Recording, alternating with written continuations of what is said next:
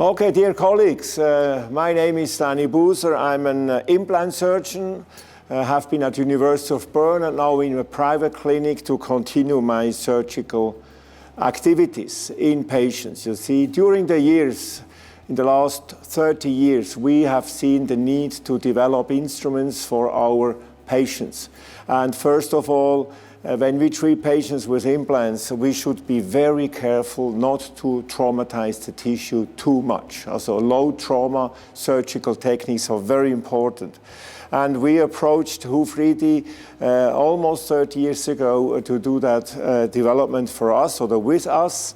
And when you look at these two kits, these are the surgical kits to perform GBR procedures. GBR, as you know, 30 plus years now, is done to regenerate peri-implant bone defects, very important for the long-term stability of implants.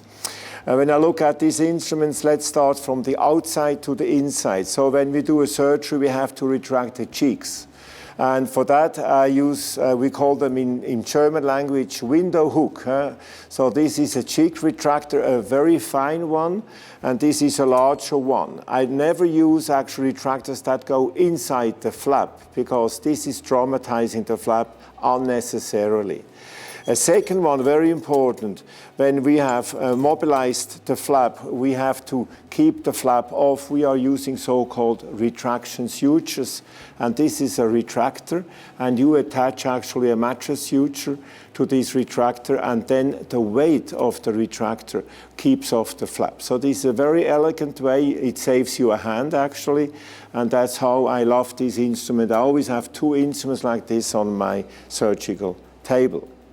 Okay, what else do we need? Then when we elevate the flap, we need a scalpel. So this is a very nice scalpel holder for the blade. You see, rounded, easy grip, very elegantly designed. Then, of course, we need tissue pliers to hold the flap. And for the surgery, you need a surgical one, so you have sharp edges here, so you can really grab the flap. But often you don't need to grab the flap, then you have an anatomic one, which is much less aggressive here. And the third one is a very long one sometimes for a 2x2 or something else. When you go deep inside your oral cavity, then it's good to have a longer one. So these are the tissue pliers. So when we have done the incision of this mucoperiosteal flap, we need tissue elevators. And the finest one, very elegant, is this tissue elevator. This, you see, very fine end, and I go often when we do releasing incisions to mobilize the marginal mucosa very carefully.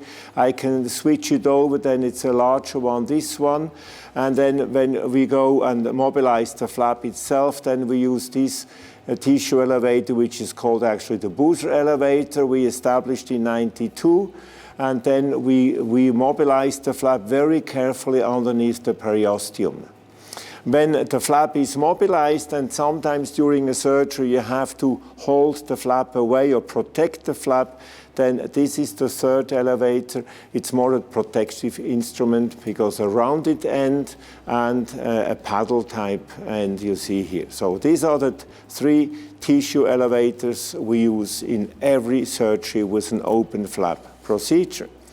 When the flap is open, then often you have then in the bone, you have defects with granulation tissue you have to clean out. I do that often with, of course, with the drill. Then I take a diamond drill and to smoothen that, but sometimes you have to use these instruments. This is like we call it an excavator. This is actually from operative dentistry originally. So this is like a very small curette. So we can go into small defects and get everything out. And you see it's in both ends, once to the right side, once to the left side. When the bone is larger, then the defect is larger, then this is a surgical curette, again with both ends. See, beautiful when you have sockets as a following extraction and there is granulation tissue, you have to clean it out very carefully. This is the instrument to do that. We learned, of course, then to perform a bone augmentation procedure, we need augmentation material. And we learned in the mid-90s, based on multiple animal studies, that one single bone filler cannot do the job. So we are always using 2 bone fillers in combination. And we learned from multiple studies that to speed up the bone healing, you need an osteogenic bone filler, which is actually autologous bone from the same patient. And in the mid-90s, we did a lot of block grafts for that, ridge augmentation procedure. And for that, we asked to have chisels, straight chisel, and also rounded chisel. The rounded one is for larger chips. And for the chisel, sometimes you need a mallet to loosen the block, and then that's the mallet we are using. But I can tell you that in the mid-90s, we did a lot of block augmentation procedures, and about 40% of all GBR. And now, these days, this is less than 5%, because we have learned so much in post-extraction bone alterations that we learned that when we pull a tooth, we have to act and put an implant in rather early, either immediate or after 2 or 4 months or after 6 months. And when we do that, then we don't need a block graft. By not using a block graft, you will facilitate a much easier patient's morbidity, because you can do a simultaneous bone augmentation procedure. And to do then the bone chips, this is done with a chip. And for that, we asked about 20 years ago Hufredi to produce for us these bone scrapers. They're called Buser bone scrapers. And why do I like them? You see, I used at that time one of these disposable these scrapers, you see. And actually, today, in the days that we try to protect the climate and we don't want to produce too much of garbage, you see, I said already 20 years ago, that cannot be the case. In Perio, we have instruments we can reuse, because we have to sharpen them. So I said, please provide for us, or produce for us, a bone scraper that can be reused. I have some of these scrapers 15 years now, and this is, of course, very cost efficient. I will show you how to sharpen them, because that is a very important aspect.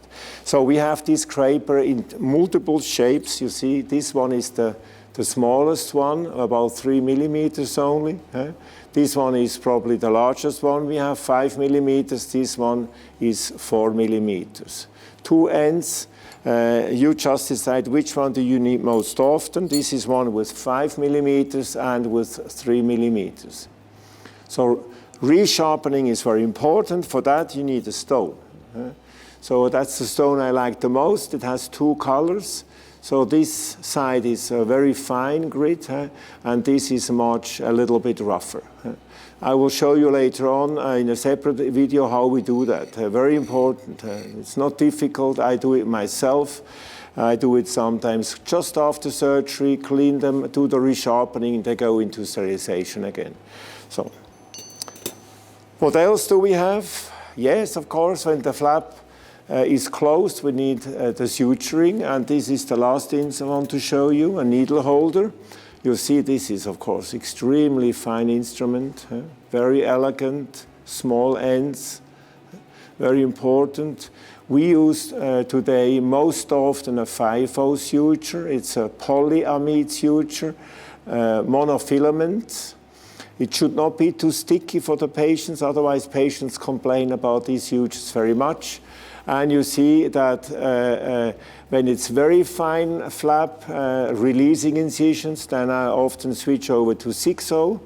And when we do, let's say, mobilization of the flap, and I want to make sure that this flap is not opening up, then I use a mattress suture, and then I use a 4-0 suture. Also 4-0, 10%, 20%, 6-0, 10%, 20%, 5-0, 60 to 80%. Monofilament and polyamide. This is my favorite. Okay, I think I did not forget anything. Yes, something I've forgotten, Perio Probe. You might be surprised, I'm an oral surgeon. I don't do a lot of periodontal diagnostics because for that I have top periodontists working with me or working in a team. But this is an instrument I love to use in implant surgery to orient myself. So a single tooth gap, the axis of the implant is most important. Then when we prepare the implant bed, I use these and go to the incisal edge. I know exactly my axis must be palatal to my line here. So this is used there. I can use it to compare where is the CEJ. So this is an instrument I really love. This can be exchanged, of course. And yeah, that's all I can tell you. I hope it was not boring. And if you really want to do good surgery, I tell you, you need good instruments. Thank you.